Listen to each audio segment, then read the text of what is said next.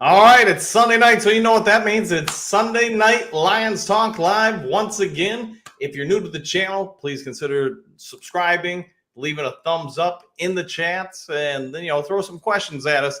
I'm your host, Dan Thornton, and of course, once again joining us is the Sides, Tony Libretto. Tone, we are less than a week away from preseason football for the Lions kicking off. There's a lot of things happening. There's a lot of talk about this guy's doing great, that guy's doing great in camp.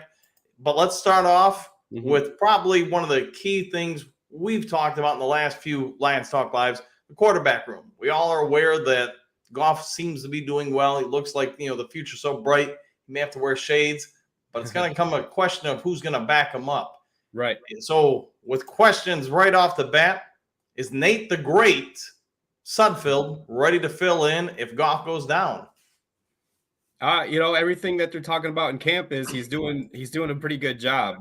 I think he's got the experience now. He's been in the league for a while. He seems smart. He seems like he's really paying attention to what the coaches are telling him. Johnson and Mark Brunell, I think have really, is he gonna come in if Goff goes down, game 4 and he has to go the rest of the year without, he's probably not going to be great. But if he has to hold it down for a game or two, I think he can do that. I don't think there's the Teddy Bridgewater thing seems like it's probably not going to work at this point. I don't know. It seems like it's gone and then it comes back, then it's gone again.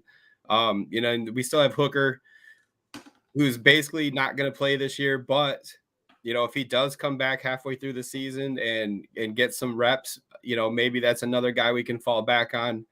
But as far as Nate Sudfeld himself, I think he's a fine, as far as backup quarterbacks go, there's probably not, he's probably in the upper half of the league as far as backup quarterbacks go. And that's all we need if it's just to get us through a couple of games. If it's to carry you through the whole season, I mean, there's almost no backup quarterback in the league that can take a team and play start 10 games because the starter goes out and does is successful. It's very rare. I know the 49ers did it last year, but it's because their defense was, ridiculous. And there was a ton of weapons on the team, which obviously we have too. But I think the 49ers last year were an outlier that they could just take any quarterback they wanted off the street basically and keep winning games. That's usually not the case when you have a backup. Couple of games, he'll be great. If he has to cover down for 10 or more games, it's probably gonna be a long season. Yeah, I tend to agree with you. I mean, the nice part about Sudfeld is that he's been here before. He's done that. He knows the system. Ben Johnson knows him, so probably would understand if Sudfeld had to come in and play meaningful snaps and minutes, especially for a prolonged period of time. I would gotta imagine Johnson would have the right playbook adjustments to help him out. Oh, yeah. So, hopefully it doesn't happen. Hooker maybe later in the season would be physically ready, but I think either way, if we're going to the backup options, we probably don't want him to be out there very long. Right. So going on from Nate being great, let's talk about this. I think we've all got a pretty good idea of who Detroit's starting offensive line is going to be. And really the way Ben Johnson likes to make all the run formations and pass formations look the same, it's probably going to be very advantageous for the team if they have a sound starting 5 that can play throughout the season. That's something we really haven't had in recent years, even though we've had a pretty good line. Injuries do happen. But if you had to guess right now, who would you say are Detroit's starting offensive linemen? I think only one position's in question, but Taylor Decker will be on the left side. Kind of blows my mind that he's the longest tenured Lion at this point, because it feels like we just drafted him not long ago, even though I think it was 5 or 6 years ago at this point. But it's kind of interesting that he's the longest tenured one. And then you've got Jonah Jackson at left tackle, or I'm sorry, left guard. Frank Ragnall's holding down center. Right tackle is going to be Penny Sewell. The right guard, that's kind of the only question mark. I haven't read much about Vaitai, if he's healthy again or if he's not. I know there was a little bit of concern there a week ago or so. Graham Glasgow, he's the Evan Brown of the bunch. They let Evan Brown go, brought in Glasgow, and he's kind of the same guy because he can play guard, he can play center if something happens to Ragnow's big toe.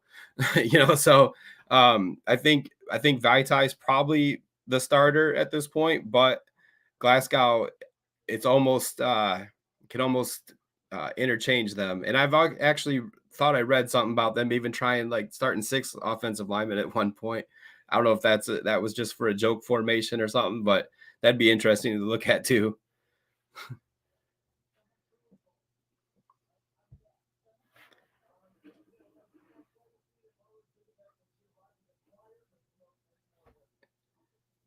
I don't think I can hear you, Dan. How's that? A little There you better? go. Sorry about that. Sorry, the dogs were barking, so I muted it for a second. Oh. But anyway, if you go back to about the last 2 years, there's about 20% of the time we do roll out there with a jumbo package, another offensive lineman. I mean, think about Panay Sewell against the Vikings when he catches basically the game clinching first down. He was used as a tackle eligible, another offensive lineman out there that they consistently put in motion. So could they do more of that? And I think that's a good point that you got there, Tone. Yeah. As far as Vaitai in that back, I know we heard he tweaked it a little bit last week. Missed the practice or two. But if I'm Dan Campbell, that's at some point that's got to be concerning to me, because how much do you want that guy starting if you feel like you're just going to have to put in Glasgow or somebody else to replace him? If there's not much separation from a talent standpoint between the two, I almost think you got to go Glasgow and just keep Vaitai, for situations, or if injuries pop up, keep him as fresh as possible. I guess we'll wait and see what happens. Yeah. All right. Next one. All right. It's early in camp. We haven't had preseasons. We are hearing a little bit from Campbell that because Jameson Williams is going to be out for the first part of the season, that they might play him throughout the preseason to get him reps, help him grow, develop, etc. But with that being said, when we go and face Kansas City, who are you leaning towards starting opposite St. Brown at wide receiver?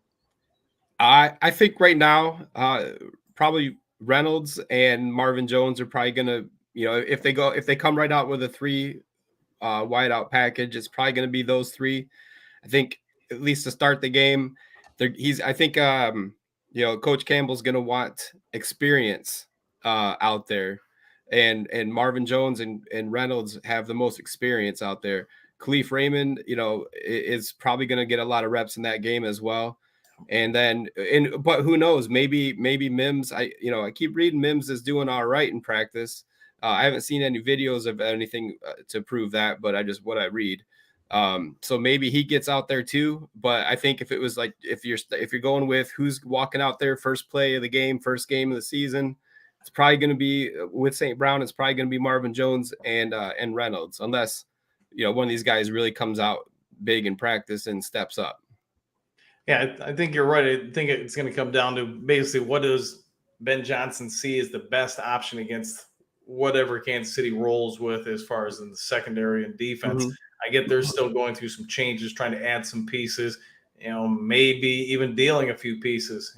Chris Jones might be out of town. Who knows? Yeah. But, Mims would definitely be the closest thing to Williams that we can throw out there as far as size and speed. But Reynolds does have a good, strong, long rapport with Goff. Yeah. He seems to always make a big play, Yeah. We are hearing a little bit about some of the rookies, making some plays here and there. Yeah. Man, it's going to be something. But the good thing is, unlike 2 years ago where we basically had no options, we just had some guys and had to hope that it would work. Right. Lions have done a pretty good job of building some options, some depth. Yeah. Goff's going to have some weapons, and not just obviously with receivers, but with tight ends and running backs, things of that sort.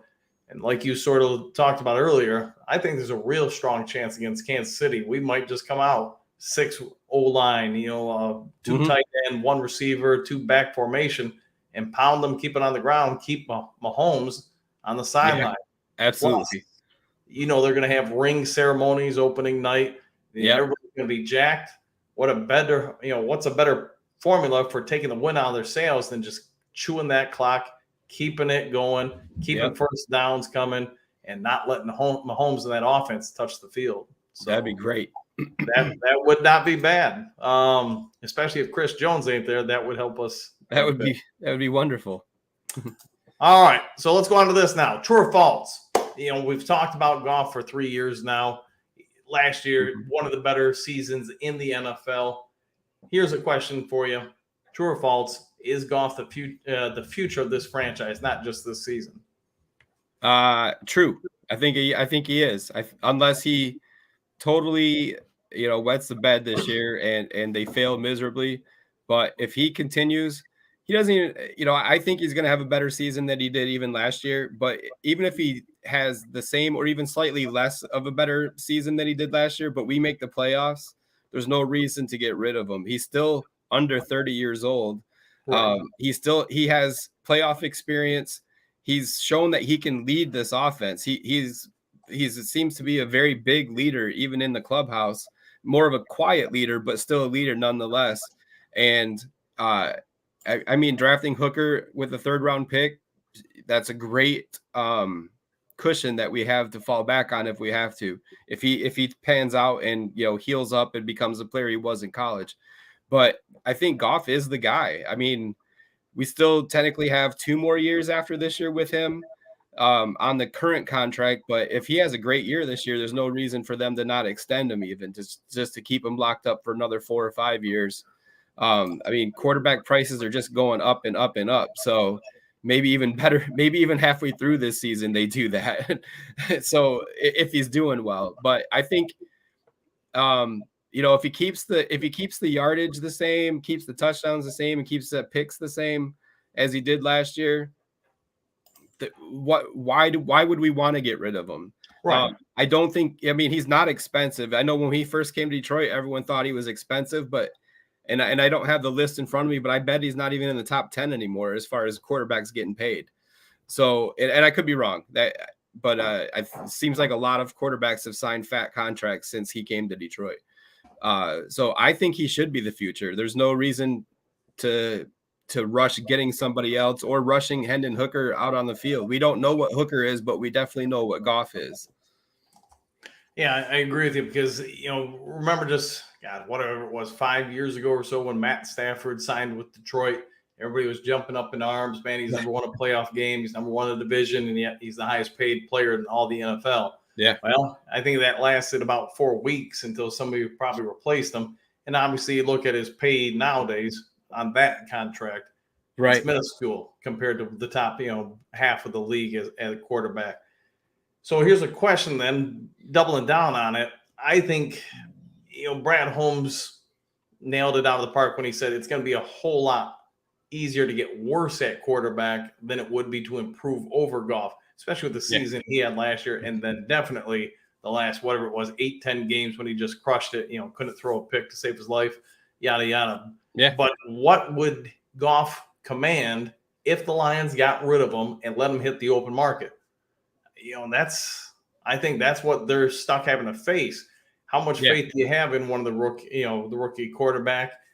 And then also, man, if you keep Goff, what are you going to pay him? And it's probably going to be $40-ish million a year, I think, which isn't even the highest quarterback in the league. No. That's the thing too. That's probably why they got Hooker, was so they can have that option of paying a rookie quarterback. Right. In case financially it doesn't work out with Goff. Maybe they plan on extending him after this year, but they're going to use Hooker as a bargaining chip too. You never know, but like you're saying, it's, he's probably a top 10 quarterback in the league. Why would you let him? And he's under 30. Why would you let him go? Right. And, and I think that's just part of any team. At some point, you got to let players go because you have to be able to sign other players. But in the NFL, just like I'd say most of college football nowadays, if you don't have a quarterback, you have no chance. Right. I mean, look at as great as the 49ers were last year. Once Purdy busted up that elbow, they had no shot in the NFC Championship. Right. Yeah. You can say, well, you got the 2 best teams in the NFC, but at the same point, that's going to be the majority of the league. If they know you can't even throw a 3-yard out route or a quick slant or something like that, right? There's not much going to happen. So, all right, let's go on now. Here's a question: true or false? Not true or false, but starting at cornerback, who do you got? Do you think one of these two could be an option? Starling Thomas, who's been the rave free agent pickup this year as far as undrafted kids, against a former undrafted free agent cornerback, Jerry Jacobs. You think either one of these guys have a shot at starting? Probably not starting. Because it's still hard to figure out where CJ's going, and it's really hard to figure out because Brian Branch is also killing it in practices. He is. I don't think I've read one negative comment about anything he's done for the last 2 weeks in training camp. So I think both of these guys, I like Jerry Jacobs a lot. I think we've talked about him in even last year during the season, how well he did in his second year. But with CJ and Branch, and you still have Sutton, obviously Sutton starting out at one corner. Gardner Johnson, Branch, Will Harris. I know I get Harrison and Joseph are probably the starting, or not. I'm sorry, not Will Harris. Walker. Walker and Joseph would be the starting safeties, more or less, I think is what we're going with. But so CJ has to go somewhere, and Branch also has to go somewhere. So I don't know. I don't know if these guys are either one of them are going to actually be starting or not. Oh, I mean, we'll see what happens, but I think you bring up a good point that CJ provides a lot of flexibility. Yeah. So can you put Sutton on one side, CJ on the outside? Mm-hmm. Branch at the nickel.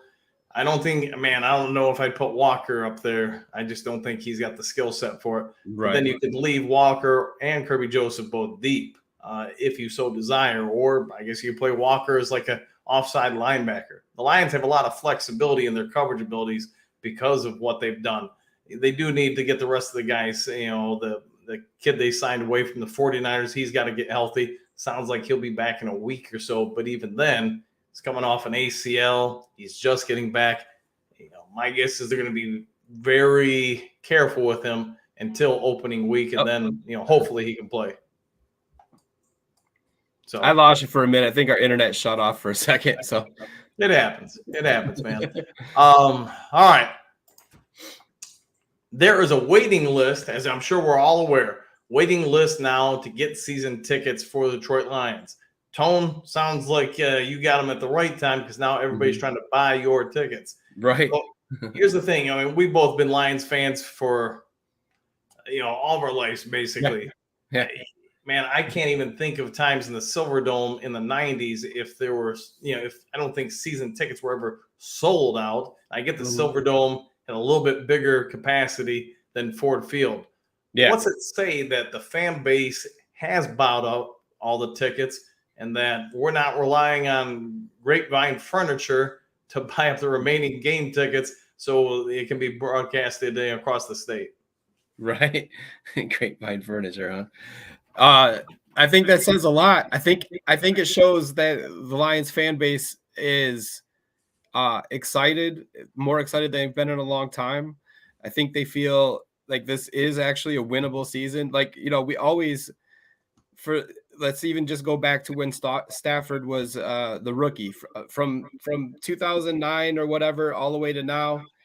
How many preseasons where we like, man, this is it. Probably at least half of them, right? That we're like, this is going to be the year. This is going to be the year, and it never was. Even when we had, the best year that they had since 2009 when Stafford came in was when we still got beat against Dallas in the playoff game. We still didn't even win the division that year, but we had a great team. We had a top 5 defense, which was ridiculous for Detroit to have something like that. But this year it just feels just a little bit different than that even. And I think it's because in the past they'd have like 3 or 4 losing seasons and then have a breakout year, and then they drop the next year to 3 wins again. So this one seems like it's been growing over the last couple of years. So I think that helps everyone buy into it just a little bit more, you know. So Right. having the fan base, I mean, it's always been a pretty rabid fan base, but I think now everyone's starting to believe. So I don't know if it's the hype train or not, but I think it's definitely something that everyone can get together with and actually truly believe that this is a good team. Yeah, I mean, we've talked about it in recent weeks or whatever. The Lions have done a good job of making sure there's really no glaring hole. I mean, even on last year's team, we talked about it. You know, the defense had holes. That secondary had a lot of holes, et cetera. The offense, last year, I believe we all had a pretty good idea it was going to score some points. Question was, you were going to play, and it ended up being whatever, 5 or 6 rookies, you know, starting by the middle of the season.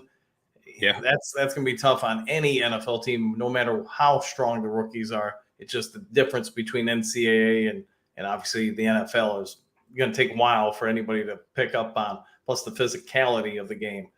You're asking 21 through 22-year-olds to play against 26 through 33-year-olds, and then it's man strength versus young man strength, and that's Right. a little different. Yeah. But with that being said, I think we all also understand that defense by the end of the year got pretty good.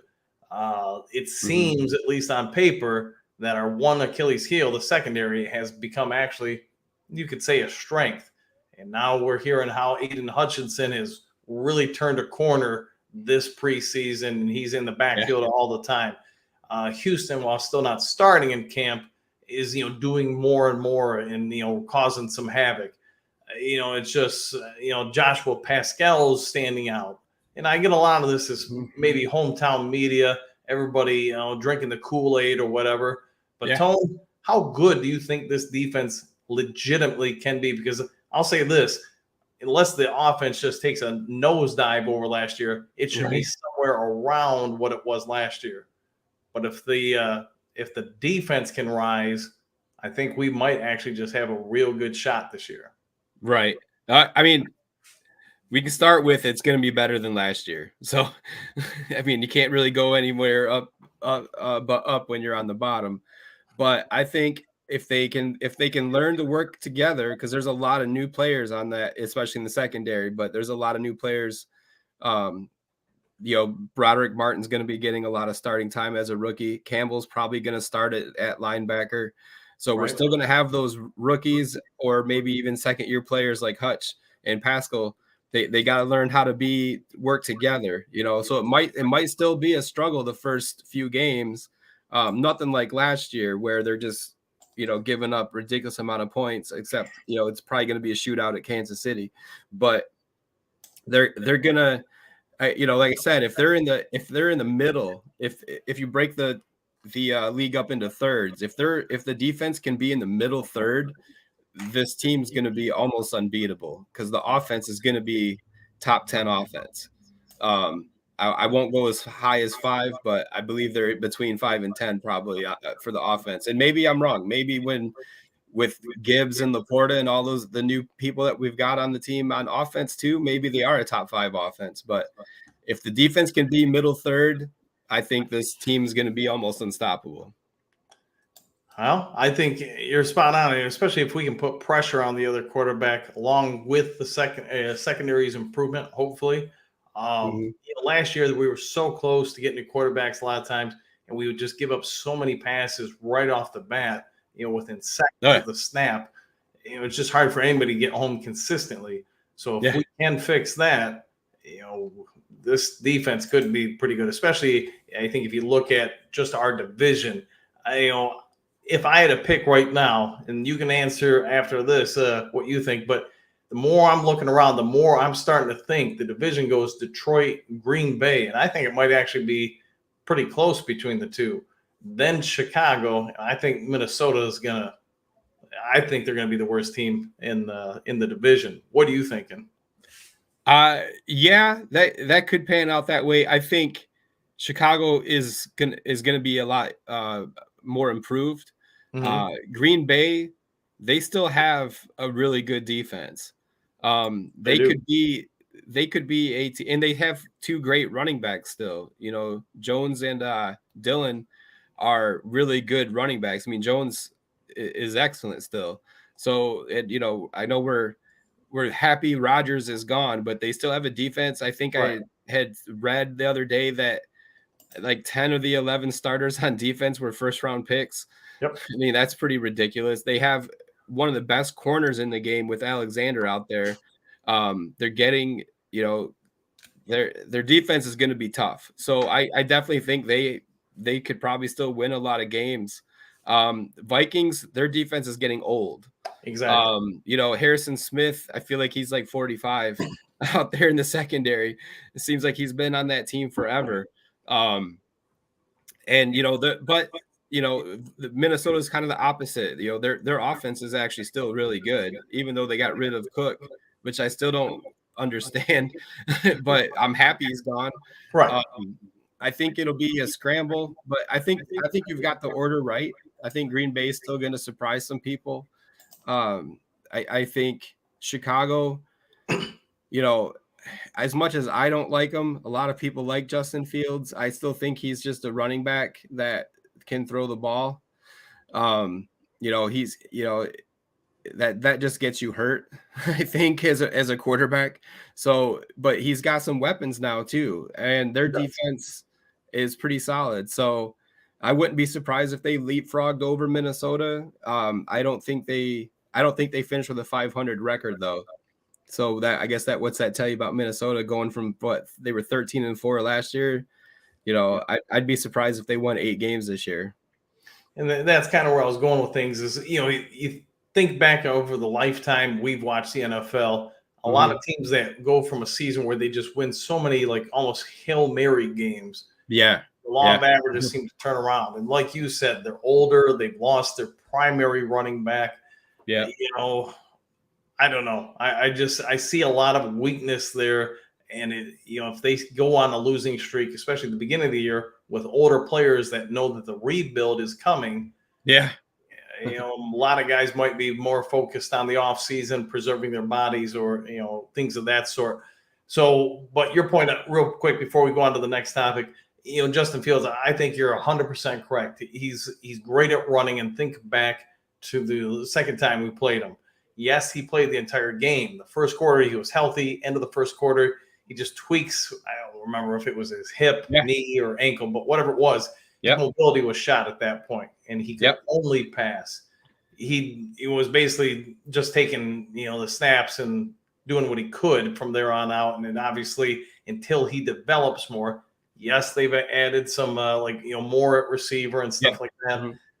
But I just feel bad for that kid because I think he needs another season to develop and a lot more talent around him. Then maybe he can become something. But we'll see what shakes out. Mr. Wizard says this is his picks here. Lions, Bears, Packers, Vikes.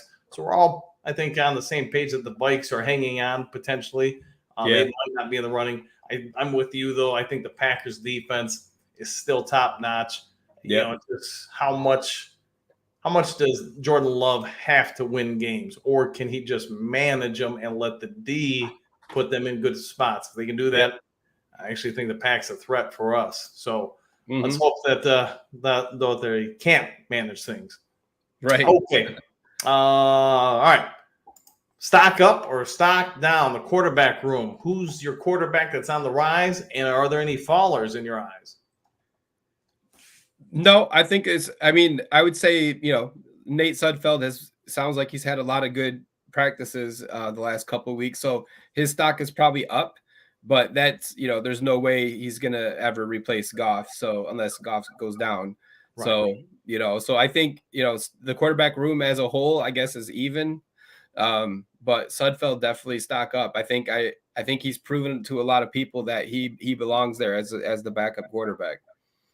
Yeah, I'm with you. I'd say stock up Sudfeld just because, and again, it's not games, it's not even preseason, just what we're hearing from the receivers, from Ben Johnson, and it's like anything you hear this time of year.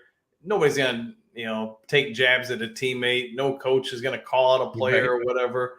So you got to take it with a grain of salt. But from what we're hearing, he's doing a pretty good job. And he doesn't have to be awesome. He's just got to be sound enough where he comes in if the situation should arise that the offense just doesn't take a dramatic dive. If he can just maintain, we're talking about Jordan Love. When he's out there, can he just maintain things, not mess them up, not put the defense in a bad situation, and just let the defense do their thing? If Sutfeld should ever get into a game and he can simply do that, I'd say we're doing all right. Yeah. All right, next one up. Stock up or stock down? Put you on the spot here. Pass rushers. Who do you think's on the way up? You got anyone on the way down? Well, I think Pascal is definitely stock up. He's been doing, like I say this every week, but this is his first training camp technically, and he's really impressing the coaches. I've read some articles where they're impressing the sports writers in the Detroit area as well.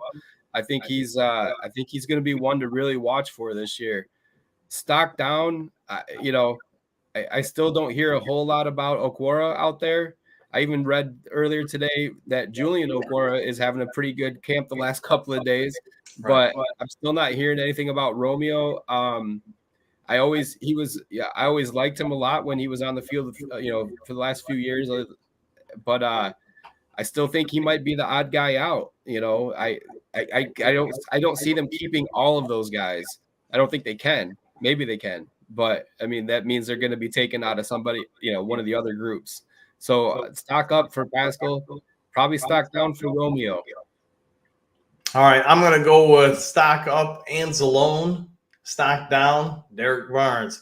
I think Derek Barnes is in a tough spot. I think he's improved exponentially, but with the new contract to Anzalone, I just don't see them getting rid of him. I do think there's, for whatever reasons, and Anzalone had a very good season last year. It wasn't great, it wasn't horrible. It was good.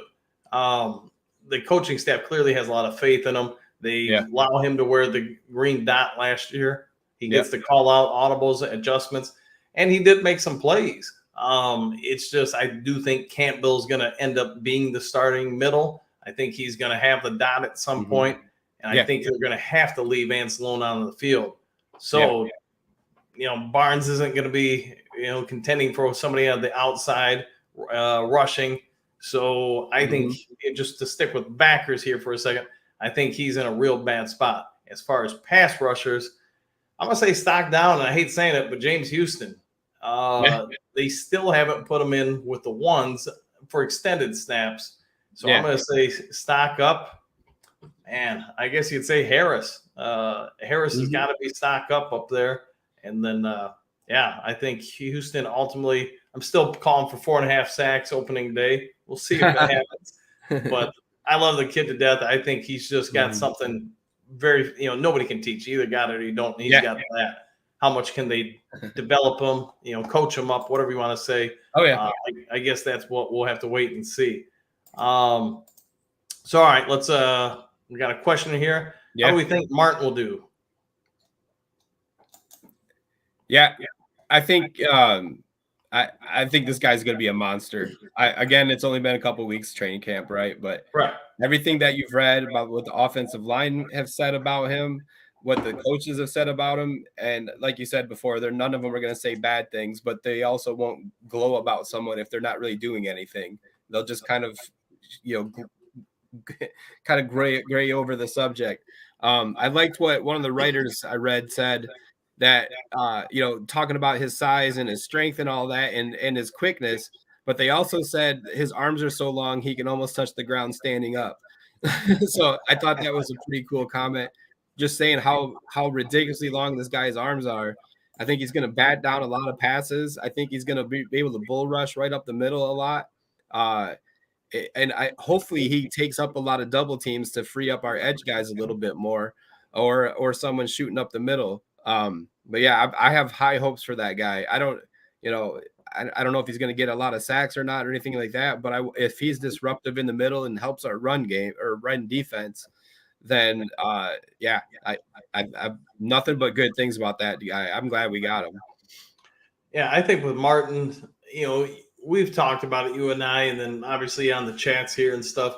I don't think they're going to start him opening day. I mean, maybe we're wrong, but I do think by the middle of the season, if he's not starting, he's probably getting a lot of good reps. Oh, yeah. He's just got such power. He's got a lot more quickness than I think anybody anticipated. Mm-hmm. You already talked about the arms. He's got some real chip on his shoulder mentality. Mm-hmm. And I think with him and the slim down Ali McNeil, the Lions might actually have a pretty decent rotation with those two in the middle. And, and then Bugs and some of the other guys, Kaminsky at times. But the Lions do seem like between those two, they've got a building block that could be around for a while. Yeah. Bugs is good, but he can't do what those two can do as far as getting to the quarterback. He can help against the run. Yeah. Don Burr's in here, and he does bring up a good point. Glenn says, don't put a lot of stock into, who's with the first team. And I get that. They're making people work for things. They're developing some depth. But I will say this. I do think, we've got some depth and ability to really have multiple different types of defenses out there. And probably the first time since maybe the 90s, and maybe the late 90s, where you could just bring guys in and totally change the defense based on some of your sub packages. All right, we got a couple more here. Let's go back and say, all right, secondary. Who do you got for stock up and stock down? Don't take my stock down. What's that? Don't take my stock down. I don't know what your stock down is. All right. Or maybe I do. Maybe I do. No, stock up. I'll go with the rookie Branch. Like I said earlier, he's everyone's saying great things about him. It looks like he's having great practices. I think, just like you said earlier with Martin maybe starting halfway through the year, maybe Branch squeezes in there and starts somewhere in the secondary.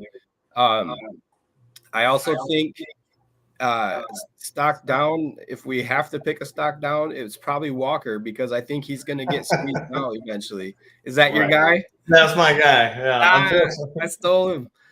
Because I don't know if I can say anything bad about any of the other guys out there as far as the secondary goes, unless you want to talk about the guy that took out our tight end for the year.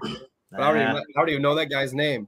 Right. But, I as much as I like Walker, he is the elder statesman back there as far as the Lions go. And coming off a major injury like that, maybe we're wrong. Maybe he's not even the guy starting. Maybe Gardner Johnson or Brian Branch are actually the other starting safety next to Joseph, and Walker's a backup. We don't, I guess, like the guy said earlier, Don Burr said earlier, Aaron Glenn said, don't put stock into a lot of that stuff. So maybe Walker's the one that's actually not even starting. We're just assuming that.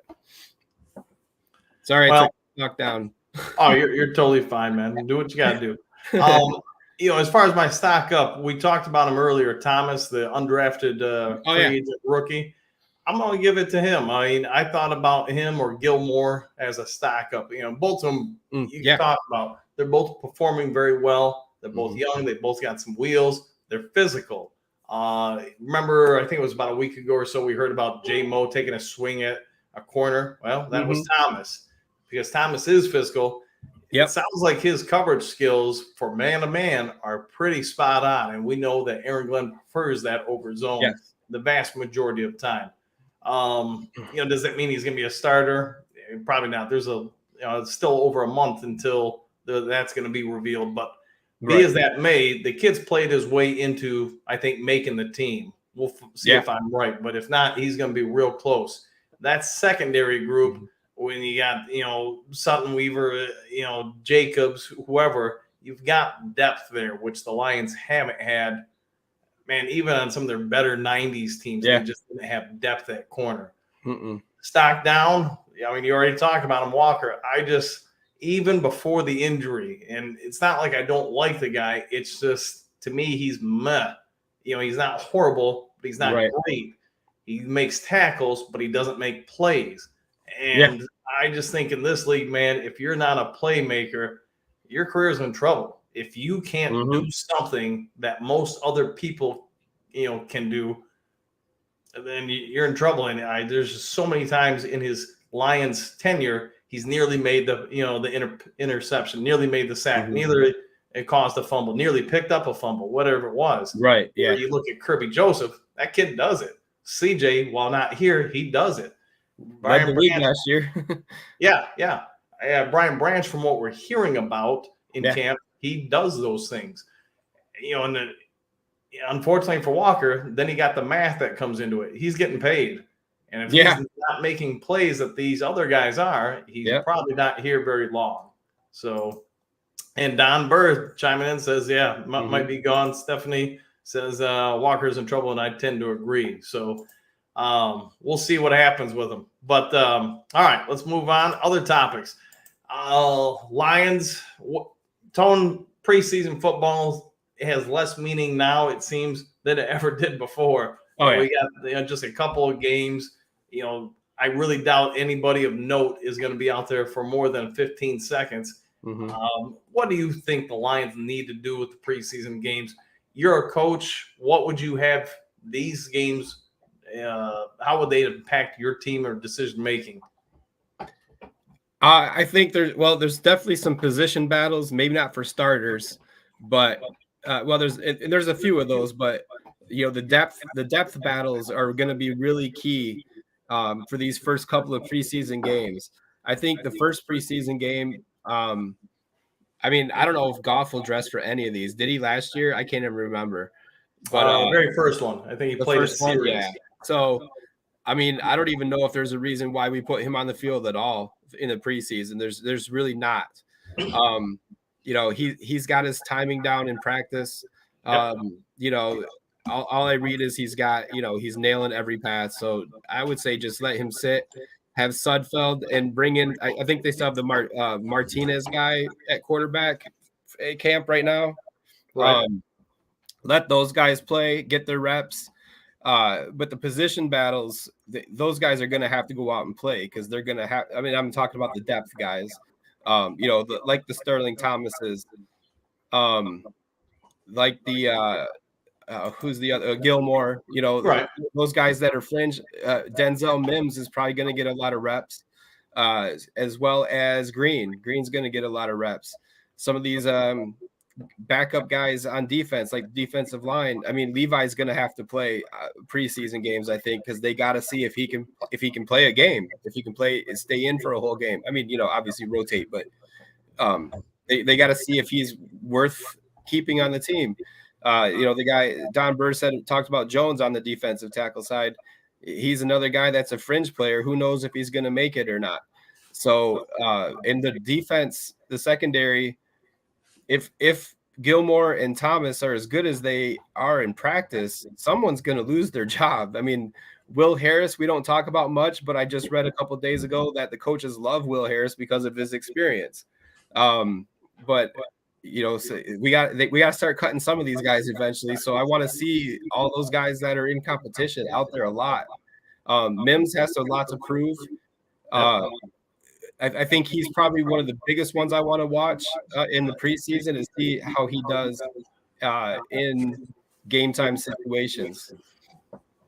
I'm with you there. And what's that? I said, yeah, and J-Mo's definitely going to get reps. And just me looking at it, I think playing J-Mo, if you really think you got a shot at making the playoffs, making a push, trying to get into the Super Bowl, J-Mo's got to play because he got so little reps last year. Yeah. He had no preseason. He got this or that during the end of the regular season, but he was still coming back from injury. He's going to miss the first, just shy of 2 months of the regular season. So I think I'm with you. Get him out there. Get him developing.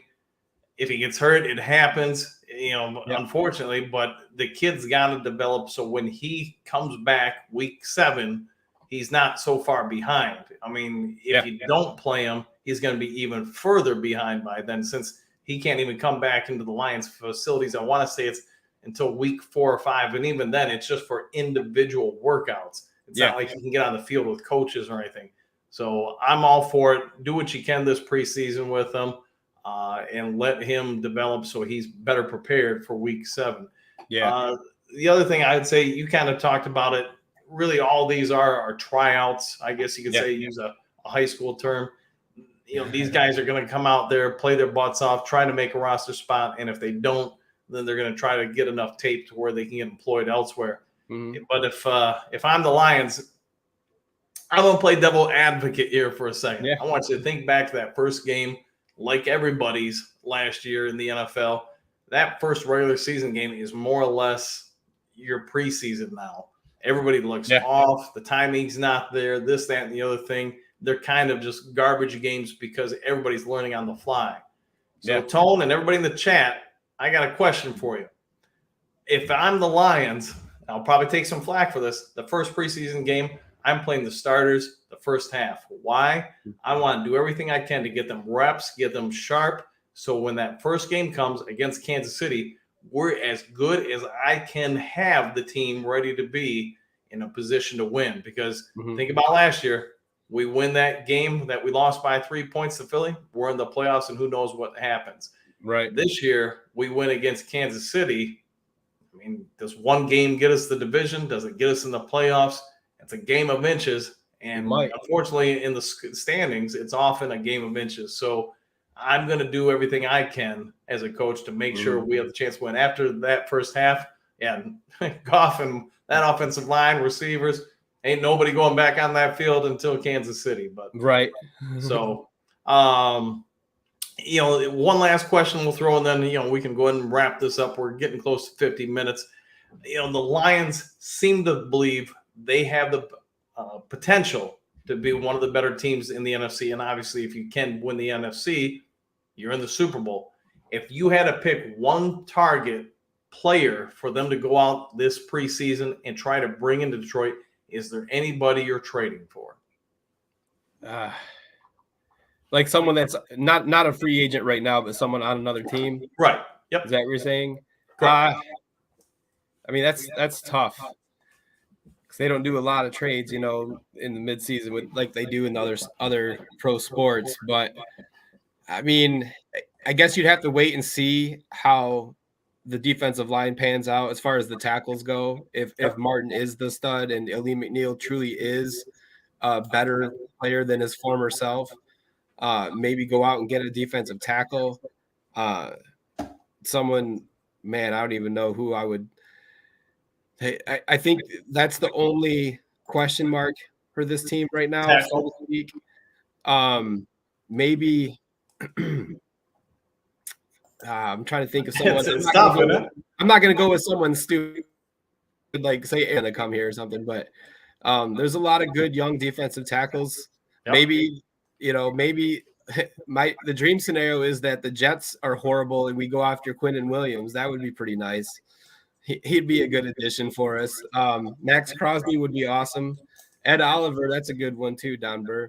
Yeah, Oliver. But again, I mean, he's playing with Buffalo. They're probably going to the playoffs, so they're probably not going to trade away anybody. Max Crosby, he's more, isn't he? Is he more of an outside guy? He's more of outside rusher, linebacker. I mean, it wouldn't be terrible, and I think the Raiders are probably not going to be very good this year anyway. So maybe he could be someone that they look at for sure. I think it sounds like most people agree. We'll see what happens, but the Lions are going to have some extra pieces, and you talked about it, especially at the outside rushers. They might be able to package, one or two guys, maybe a low round pick or mid pick to go get somebody. If it's me, I'm inclined to agree with you, Tone, that the only spot I'm really going after, unless somebody gets hurt, would be defensive tackle. And the fact that we didn't go after anybody in the wide receivers, I mean, I think our receivers are pretty good. I think St. Brown could be borderline great-ish. But in today's NFL, I don't really know if you need to have a bunch of great receivers in order to compete, because the rules favor us so much. And then if you believe in Ben Johnson, he's shown he's going to get people open. You don't have to be great for that, but I don't know. Chris Harris, both acquirers are gone next year. I would say Lions going to free up some cap with all of them gone for sure. Maybe both acquirers are gone this year. It's possible. I know Romeo was reported that it's reported that Romeo had to have some follow-up surgery on the Achilles that needed some attention, and how much that's going to set him back, I don't know. But Chris Harris might be looking over and going, Well, sorry for you, but hey, you might have just helped me out. Or Charles Harris, yeah. Charles Harris, there you go. But all right, we won't drag this on much longer. It's been 50 minutes. If you haven't yet subscribed to Lions Talk Live, you know the drill. Go ahead and hit the button, leave a thumbs up. One thing we will tell you is we are going to have an opening night broadcast. The Thursday night game against Kansas City is going to be at the Main Street Pub in Kalamazoo, Michigan. If you want to come on out, Tone and I are going to be calling the game. We cannot show the game, but you can obviously watch it at home devices. Or if you're in the pub, you'll be able to watch it on the – I want to say they've got 12 screens that will be showing it. We'll be interviewing people between quarters, before the game, halftime, and then obviously in the post-game show. I would highly recommend, by the way, the nachos, the pub nachos are phenomenal there. So we're going to have a couple other things too. We're going to break down the division. We'll do a live broadcast for that. It sounds like it's going to be at the Stadium Drive liquor store. So they'll have a couple reps there, maybe even have some free treats for those in attendance. If you want to come out, you must be 21 or older for those. And no, we do not encourage them. I'm just telling you that they may have that there for you. So, all right, we won't drag this on any longer, but we'll see you all next Sunday on the next Lions Talk Live. Stay tuned to the channel for any videos that come out during the week. Tony, got any parting words? Nothing tonight other than, go Lions. Don't share your nachos with Dan because he'll eat them all. You won't get any. All right, take care. You guys all have a good Sunday night. See you next week. Bye now. See ya.